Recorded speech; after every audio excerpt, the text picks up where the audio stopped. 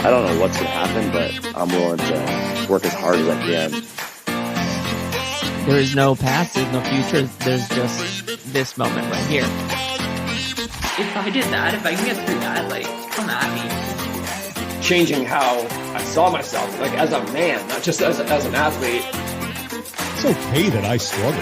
It's okay. That's part of the deal. That's how I respond to it. This is the Limitless Athlete podcast. I'm Tom Foxley, founder of Mindset Rx'd and your host. Today, I'm going to be taking you through a simple 4-step pre-lift routine that I teach every CrossFit athlete that I work with. When I teach athletes this process, it gives them a foundational, fundamental understanding of what they need to do every single lift in order to succeed, to hit more lifts, a percentage they should be hitting, and to get rid of that doubt that plagues them on the way up to the bar. A ton of athletes actually use this in complex gymnastics work too.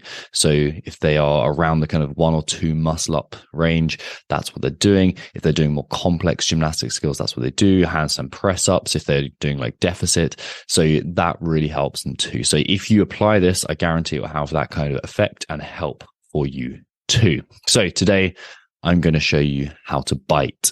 That's B-I-T-E, and we'll get into that a little bit sooner. The whole point of a pre-lift routine is to give you stability. Okay, so it gives you the physical stability, but also gives you the mental stability. And that creates predictability, and that creates quiet and calm, which gives you the right energy you need to lift, to succeed in those lifts. So let's break this down one step at a time. Breathe. That's what the B stands for. So your first step in this is modulating your breath. Your breath is like the gateway into adapting your mindset. And it's a really quick way to focus on changing your mind. And it's also a way to know, okay, this is what the mental state I'm in. The first stage that I work with athletes is just getting them to take one conscious breath. And usually we've done some sort of breath work until this point that's kind of taught them a few things about what the breath does. But the first stage I get athletes to kind of work through is just, okay, I'm going to take one conscious breath. That's the first step that they go through in the B of the bite. Once they've progressed that a little bit, what I work on is changing the type of breath that they take. And there's a few different techniques that I use, but to kind of like explain the basics of them. If you focus and exaggerate the inhale, that breathing in, that gives you an alertness, a focus. You're more technically going a tiny bit more sympathetic. So this means kind of fight or flight. And that gives you maybe the alertness that you need to hit the lift. So if you're a bit drowsy before, that can really help you. If you need to down regulate because you're stressing out and you are up-regulated, if you're overstimulated, if it feels like you've had too many coffees and you're feeling anxious and scared, then you'll need to down-regulate. And this is done with the opposite. So it's exaggerating, slowing down, focusing on that exhale. So really lengthening that out. And that's the first step. My advice here is just experiment and see what happens. So that's the B, breathe. Next one, imagine.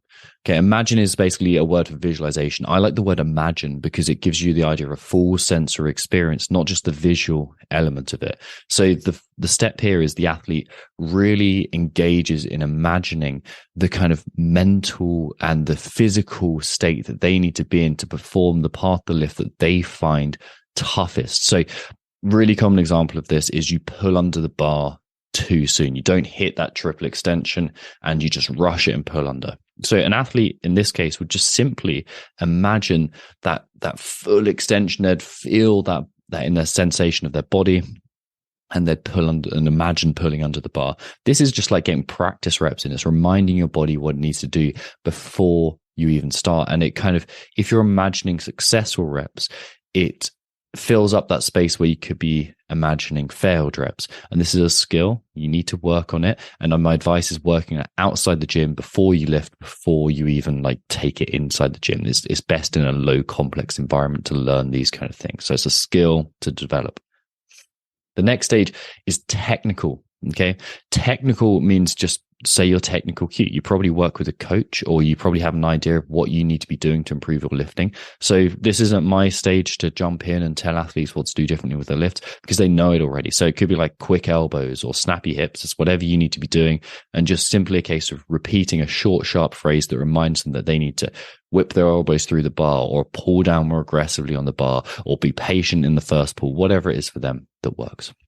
And then finally, it's an emotional cue. Now, I do a lot of work with athletes in understanding what kind of emotional states that they desire, and what is helpful and what isn't helpful. And typically the way we do this is we figure out, well, what makes you fail the lift and what's the opposite. So if they don't take enough risks, it's being courageous in loading the bar and taking those steps. So they might just say to them, okay, be courageous. This is what I need in this lift. It's to be courageous. Or it might be patient, or slow down, or be calm. Like there's some sort of emotional cue that they need to hear. It could even be something like fight for your life, like something that gives them that spark. And actually, the more emotionally kind of triggering that this is, the better. So right now, this seems like a lot of work. BITE, breathe, imagine, technical, and emotional.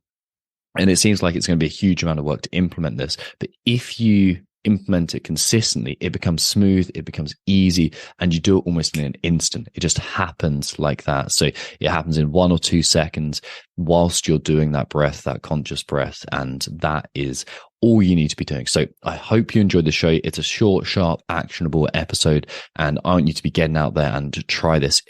It'd be amazing if you headed over to Instagram. Let me know how you found this, and let me know what success you've had before or after your training session, and let me know how that goes. And I'll speak to you very soon for another episode of the Limitless Athlete podcast.